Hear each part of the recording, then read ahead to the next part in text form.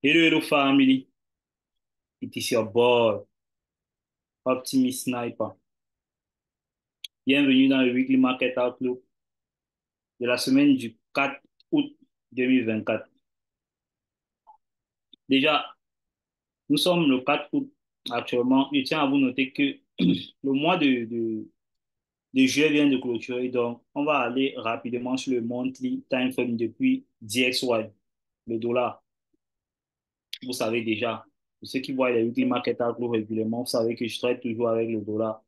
Le dollar, c'est l'actif par excellence du marché, juste à titre de rappel. Ok, déjà ici, là, nous sommes en monthly time frame. Déjà, premièrement, ce que je veux que vous sachiez, c'est ceci. Une simple façon pour vous d'analyser les higher time frame, d'accord? Que ce soit higher time frame, que ce soit lower time frame, le marché est fractal. Ça veut dire ce qui fait du point de vue du monthly time frame, il le fera du point de vue du daily time frame, il le fera du point de vue du 1 hour, d'une heure, il le fera du point de vue du 15 minutes, d'accord? C'est la même façon que le prix va être distribué. Le prix va être distribué de la même façon. Le time frame va juste différencier où le mouvement qui va se passer en 15 minutes va prendre plus de temps pour se passer en monthly time frame, d'accord? Ce n'est que le facteur temps qui différencie, mais la distribution est carrément la même. OK. Depuis que nous avons eu à avoir ce dégagement baissier en monthly time frame sur le DSY, nous sommes entrés dans une accumulation ici, là. Déjà, en tradant, si c'est j'étais un trader du monde des time frame, déjà que je compte les traders personnels qui font le trading sur le long time frame, c'est régulièrement les banques et les grandes institutions qui font le trading sur les long time frame. Quand je parle de long time frame, je parle par exemple de 5 ans, de 10 ans. Hmm? Moi, je suis un intraday trader, je traite le sens de la journée. Donc, le money time frame me permet juste d'avoir des bons niveaux très importants si le prix est en train d'arriver dans ces zones-là, que je sache quoi faire particulièrement. OK, en regardant ici la vue du monthly time frame, on voit clairement que depuis qu'on a eu à avoir cette descente ici, d'accord, on a eu à avoir une accumulation, et on est revenu tester ce fair value gap-ci. Si on veut voir du point de vue du monthly time frame, on est venu tester ce fair value gap-ci.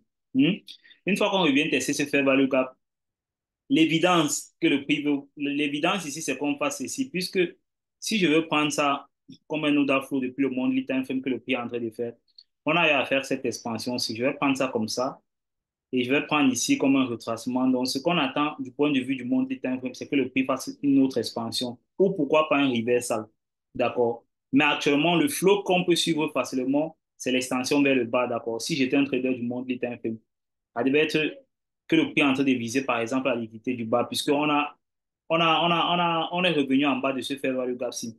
Et je tiens à vous noter que le mois passé, on a clôturé le mois passé ici pratiquement à ce niveau-ci, 104,000. C'est un niveau de support psychologique, d'accord, du point de vue du monthly time frame sur le DSY. Vous avez vu, on a clôturé là en respectant ce niveau-là. Mais voici le previous monthly low ici, là. À l'ouverture du prix de ce mois, carrément, on est venu prendre le previous monthly low et on a violé carrément ce niveau de support institutionnel. On est en train de tomber là dans cette zone-ci, qui est une grande zone de résistance. Et c'est pourquoi on ne va pas juste savoir jumeler les time frames est très important, d'accord? Lorsque vous me voyez en monthly time frame, je sais comment utiliser le monthly time frame, le directional bias du monthly time frame dans le daily time frame, d'accord? Je sais comment corréler tout ça. Je sais pas juste parce qu'on est, actuellement, on est dans une grande zone ici, là, voici, c'est une très grande zone, d'accord, de support, par exemple, à monthly time frame.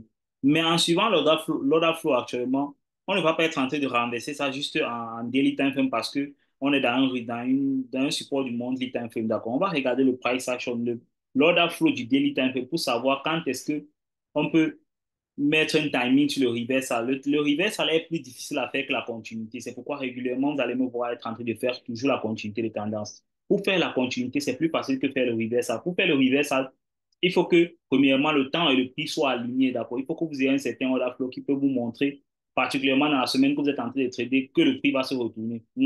Donc, actuellement, clairement, du point de vue du monthly time frame, nous sommes bien riches.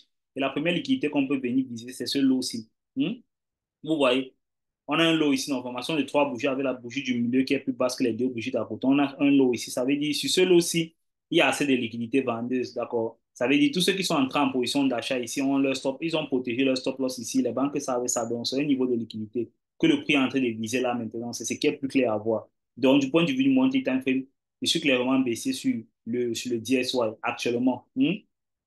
Parce que vous savez que moi, je ne traite pas la tendance du monthly time frame. Donc, à n'importe quel moment, je peux changer de direction à baisse. Mais actuellement, je suis baissé sur le monthly time frame. Je veux voir le prix venir ici, viser cette liquidité-ci.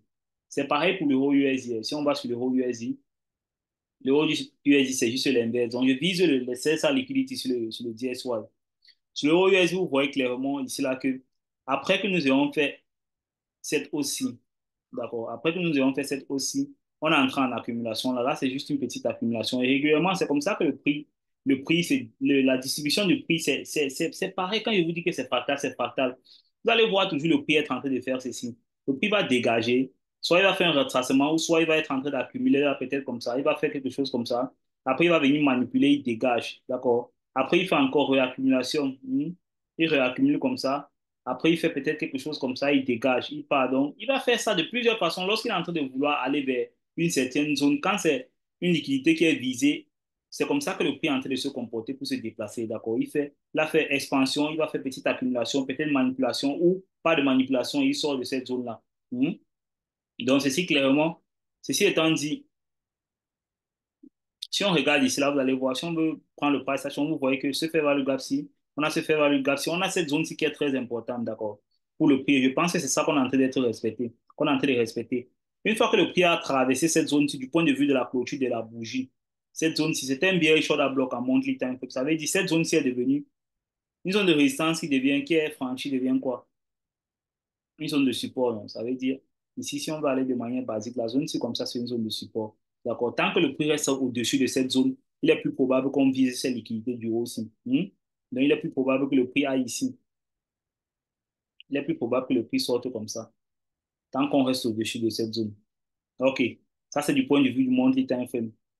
Actuellement, si on veut regarder l'order flow, on veut regarder l'order flow. Première des choses que je tiens à vous noter, c'est que ici, sur l'euro USD, on n'a pas encore eu à prendre le previous monthly high, d'accord? Le high du mois passé n'a pas encore été pris, mais par contre, sur le DSY, ça a été pris. Ça, ce sont des trucs qu'il faut toujours noter lorsque vous êtes en train de trader. Ce sont des indices qui sont très, très importants. Puisque Puisqu'il y a une corrélation parfaite entre le DXY et l'euro USD qui est carrément à 70 à 80%, lorsque vous voyez le DXY être en train de faire quelque chose, le dollar être en train de faire quelque chose, simultanément, l'euro USD doit être en train de faire la même chose. Lorsqu'il ne fait pas la même chose, il faut que vous regardez déjà ça. C'est un indice qui peut vous permettre d'interpréter la suite de ce que le marché va faire. D'accord?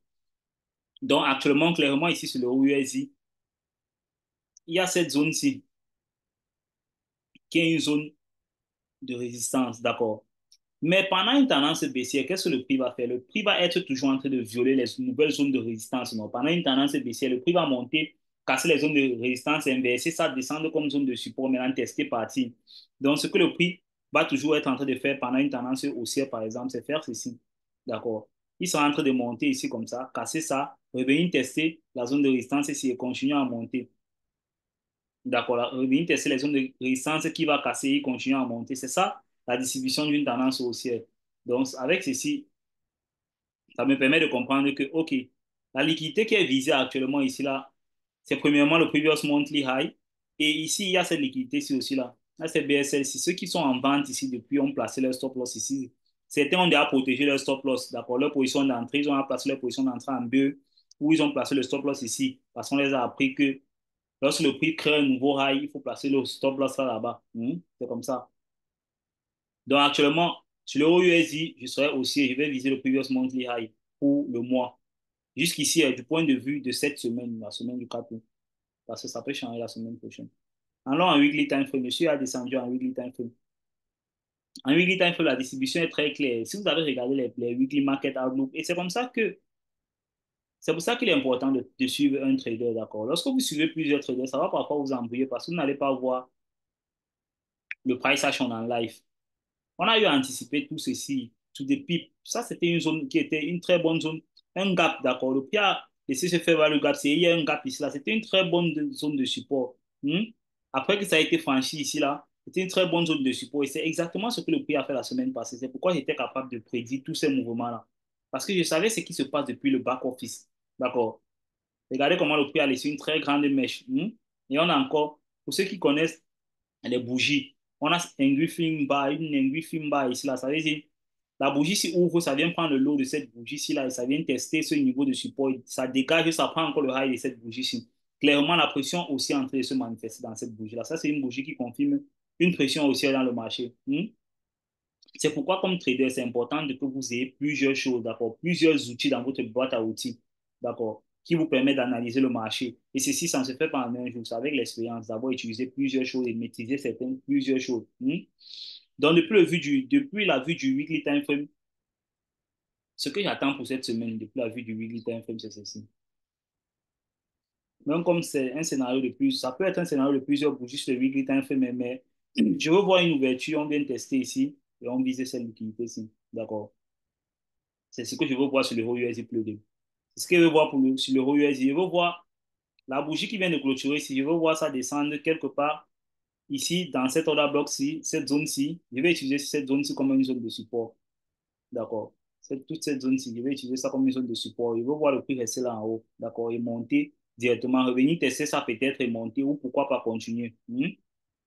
C'est ce que je veux voir clairement pour la semaine sur l'euro USD. Si on va sur le DXY, si on va sur le DXY, c'est clair aussi.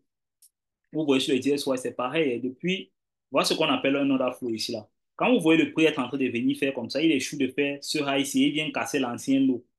Une fois qu'il a cassé l'ancien lot ici, là, il crée une imbalance. Regardez comment cette imbalance, ce déséquilibre ici dans le marché, le prix est venu combler ça avec cette bougie ici. C'était très clair.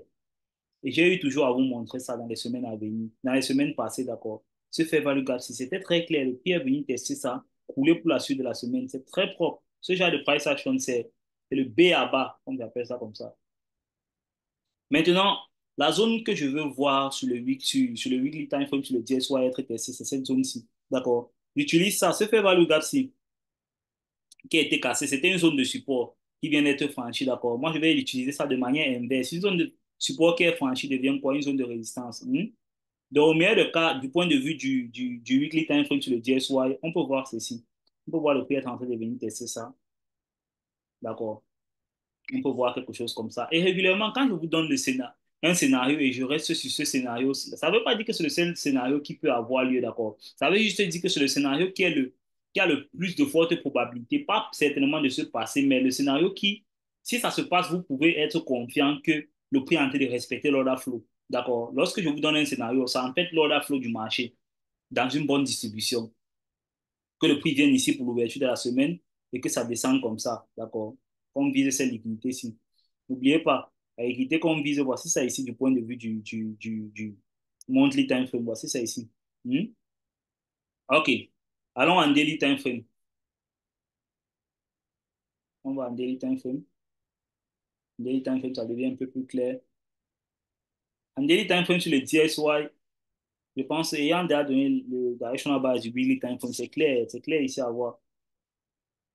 Tout ce price action-ci, j'ai anticipé ça sous des pips. Ça veut dire à chaque fois que le pip faisait quelque chose, je savais exactement ce qu'il est en train de faire. Ceci, c'est pourquoi? C'est parce que j'ai assez d'expérience. Je connais comment le prix a l'habitude de distribuer le marché. On voyait clairement ici, là. Clairement, ici, on est venu tester ce fair value gap. On est venu tester ce fair value gap et en créer un high. D'accord? Puisque les banques savent que, regardez, et derrière aussi le price action, vous devez comprendre ce que le marché a l'habitude de faire, d'accord? Lorsque le prix descend comme ça, lorsque le prix descend comme ça, là, en créant cet order flow-ci, l'algorithme connaît que les gens ont tendance à placer leur stop loss sur le previous high, d'accord? Une fois qu'un lot a été cassé, les gens ont tendance à placer leur stop loss sur le previous high. C'est que le prix, les banques vont faire, si les banques ont besoin de placer des positions ici, ayant de gros fonds, elles vont essayer de manipuler le prix pour aller toucher le stop loss de certaines positions qui sont déjà en cours. Par exemple, ici, si les banques veulent vendre à ce niveau-ci, le meilleur scénario qu'elles peuvent faire, c'est quoi? Injecter de la liquidité dans le marché en achat pour pouvoir créer les ordres d'achat dans le marché. D'accord? Pour pouvoir créer les ordres d'achat dans le marché. Ces ordres d'achat, à un certain moment donné, ce sont eux qui vont vendre à ces acheteurs. D'accord? Parce que leur réelle intention, c'est de vendre. Mais ils vont manipuler le marché en venant toucher le stop loss de ceux qui sont ici au préalable. Et pour les débutants, ceux qui vont voir ce mouvement, là vont penser qu'il s'agit d'une hausse. D'accord? Et tous vont se mettre à acheter. Donc, il y aura assez d'acheteurs dans le marché et les banques vont placer leur position. Lorsque vous appuyez sur achat, il faut qu'il y ait une position de vente qui soit exécutée pour que votre achat soit conclu. D'accord? Donc, quand vous achetez sur achat là, vous vous présentez comme des acheteurs devant les banques qui veulent vendre et ils vont vous vendre, d'accord, à un bon prix. Puisque l'intention, c'est de pouvoir vendre à un bon prix, acheter à un bon prix. Donc, pour le début de semaine ici, clairement, sur le DSY, ce que je vais chercher, c'est quoi? Le DSY, ce que je veux voir au meilleur des cas pour le début de semaine. Si cette liquidité-ci peut ne pas être prise, d'accord, c'est encore bien. Si on ouvre même avec un gap ici haussier comme ça, c'est bien pour moi, d'accord. Si au meilleur des cas, cette liquidité n'est pas prise, la liquidité du previous weekly low, je veux voir le prix monter ici comme ça, quelque part ici, d'accord. Voici le previous monthly low ici qui a été franchi. Donc, je veux voir, en fait, je veux voir le prix combler ce fair value gap-ci, d'accord, ce vide de liquidité ici entre la clôture de cette bougie et ce high-ci, et descendre par la suite, d'accord, et descendre par la suite. S'il n'a pas encore visé, s'il n'a pas encore pris la liquidité du previous weekly low, c'est encore très bien, d'accord. S'il n'a pas encore pris la liquidité du previous weekly low, c'est encore très bien, mais même s'il a pris la liquidité du previous weekly low, il faut savoir quoi faire pour la suite de la semaine. Hmm? C'est important. Donc, ce que je veux clairement ici, là, sur le DSY, c'est quelque chose comme ça. C'est un scénario comme ça. Je veux voir un scénario comme ça sur le DSY. Je vais laisser ces bougies-là. Je vais laisser ces flèches-là jusqu'à la fin de la semaine. On va voir comment le prix va se passer. Le prix va distribuer. Maintenant, le deuxième scénario, c'est ceci. Que le prix ouvre en début de semaine et continue, il commence directement à descendre. Parce qu'avec cette pression-là, d'accord, régulièrement, parfois, vous pensez que le prix va retracer, mais il ne retrace pas directement. Il va rapidement viser cette liquidité-ci. Donc, il y a toujours un scénario aussi que le prix peut ouvrir juste et continuer à descendre, d'accord, continue rapidement à descendre. Ça, ne sera pas le meilleur scénario pour la semaine, mais on va s'adapter parfois à ce que la semaine va faire. Et surtout, n'essayez pas de renverser le prix, surtout en début de semaine. Faites très attention. Ici, là, moi, avec un peu d'expérience, je peux commencer à renverser le prix en fin de semaine, en milieu de semaine, par exemple. Si lundi, mardi continue de vendre, je peux commencer à chercher le reversal. Pas le reversal automatiquement, mais chercher quelques pips en retracement, d'accord, pour ce mouvement-ci. Surtout si on a appris cette liquidité-ci. Donc, il faut faire très attention quand vous tradez. J'espère que les scénarios sur le DSO ont été très clairs. Maintenant, regardons l'euro USD, ce que je vais faire sur l'euro USD. Sur l'euro USD, en début de semaine, au meilleur des cas, je ne veux pas voir le previous weekly high être pris. D'accord? Je veux voir le prix ouvrir. S'il peut même ouvrir avec un gap, ça va être très bien. Je veux le voir ouvrir, venir essayer de combler ce vide entre le high de cette bougie-ci et l'ouverture de la nouvelle bougie qui va ouvrir. Je veux voir ce vide être comblé. D'accord?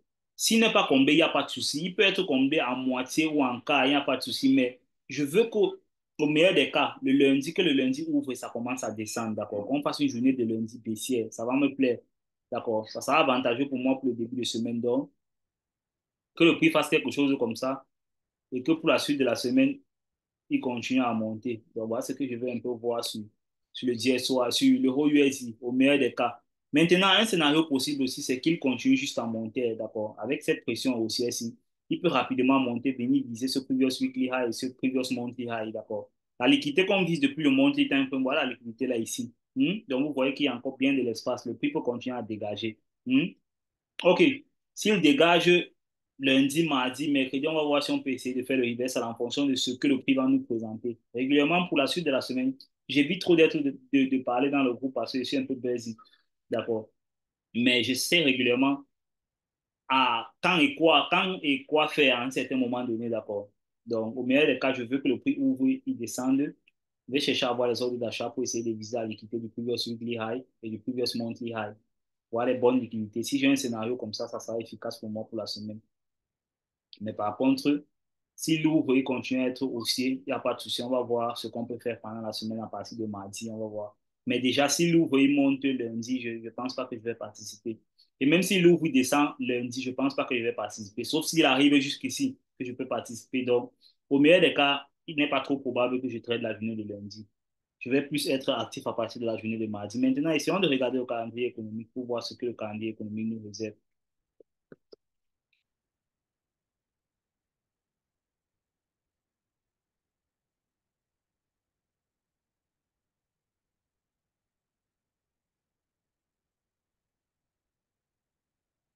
OK. Le calendrier économique ici, la journée de lundi est même fat, d'accord? Il n'y a aucune news la journée de lundi, donc c'est bien pour moi encore pour rester à l'abri. Ça m'encourage à rester à l'abri et voir le price action de la journée de lundi. On ne court pas derrière le prix. Je connais le sens du prix, je connais où le marché est en train d'aller, d'accord. Je sais ce qu'il veut faire. Qu'il aille toucher tous les trucs profits, il n'y a pas de souci. Il y aura la continuité, il y a toujours des trades. C'est pas parce que je sais que le marché est haussier que je vais chercher à forcer à entrer haussier et cela. Non. Il faut que je sache où me positionner, d'accord, en fonction du drone liquidité que j'ai en tête. Dans la journée de lundi, clairement, ici, il n'y a aucune news. Bon, il y a une news à 15 heures. ISM, service PMI, d'accord, à 15 heures, donc en fin de journée. Mardi, au USD, on a une news. On peut regarder la corrélation. NZDD, on a une news. On n'a carrément pas de news sur le DSY mardi. On a une news, mais à faible volatilité. On ne va pas suivre ça. Mercredi, pareil, on n'a pas de news à forte volatilité. On a 10-year bond ocean. Medium impact, ça veut dire volatilité moyenne. D'accord. Ici, on n'a pas de news important. Le 4, ça ne nous concerne pas. Donc, même mercredi sera calme. Jeudi, par contre, NZD, bon, USI, unemployment claim, 13h30, on a une jeudi. Unemployment claim, on a 30 years bond ocean, d'accord. Enfin, en soirée, à 18h, medium news, volatilité moyenne, Friday sur le 4. Donc, pratiquement, on a juste une news à forte volatilité jeudi sur le DSY. Donc, la semaine, ça va être un peu calme, d'accord. C'est une très bonne semaine pour participer. Il y aura un très bon price action puisque tout est calme, en fait. Il n'y a pas de news à craindre. La journée de lundi, quand on va rester à l'abri, on va essayer de voir ce que le prix va faire. Et pour la suite de la semaine, on peut bien participer. On espère une très bonne distribution pour cette semaine. J'ai déjà mes scénarios en tête, j'ai à vous monter mes scénarios. Donc, on va voir ce que la semaine va faire pour la suite. Si on veut un peu entrer dans les détails, si on veut aller dans les détails de ça, si on veut aller en 4 heures régulièrement, je regarde toujours aussi cette time frame si vous devez savoir ça. OK, vous avez vu toute cette accumulation ici. Accumulation, réaccumulation, réaccumulation, ouais. Toutes ces zones sont là à laver ces liquidités. Si c'est évident que la liquidité c'est visée. Mais maintenant, tout se fait value gap si de plus fort A. D'accord. Tout se fait value gap si c'est la zone où il est fort probable qu'il y ait des retracements pour la continuité. Là, on a essayé de refine. Et régulièrement, c'est ça que moi je vais mettre ici. Si je viens en 15 minutes vous montrer ça, vous allez voir, vous allez comprendre mon graphique avec lequel je veux travailler. Hmm? Au meilleur des cas, pour cette semaine-ci, je veux voir si je vais être en train d'acheter, je veux voir le prix être en train de venir en dessous d'ici. D'accord? Et si c'est lundi que ça vient en dessous d'ici, je vais faire attention, je vais laisser la journée de lundi clôturer. D'accord? Et à partir de mardi, si on est toujours ici, là, dans cette zone-là, je vais commencer à chercher les ordres d'achat. D'accord? Donc, clairement, ici, là, le vide de liquidité, la zone où il peut avoir un bon retracement, c'est toute cette zone-ci. D'accord, c'est ça que j'ai marqué comme ça, cette zone-ci. Et si vous constatez la bougie, cela, c'est la bougie de dégagement du NFP de la semaine passée, les deux dégagements, d'accord, c'est ici. Donc, j'attends le prix au meilleur des cas quelque part ici pour avoir mes ordres d'achat. Sur le DSY, c'est pareil, hein. Là, on est en 15 minutes, c'est là le graphique avec lequel je travaille. Cette zone-ci, c'est le fort fair value gap. D'accord. Le fair value gap, la zone de résistance que j'attends que le prix vienne quelque part ici, comme ça.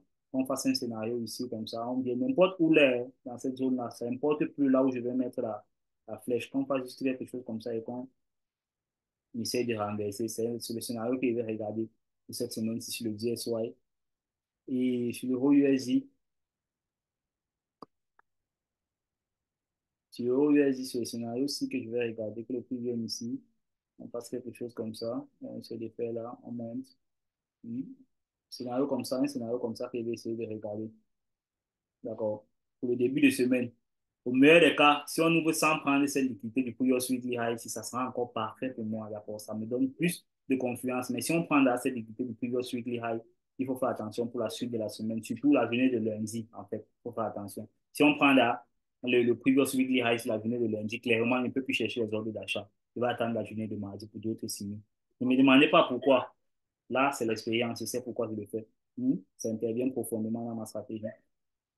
OK, je pense que pour le weekly directional bias et pour le weekly market outlook, tout était clair.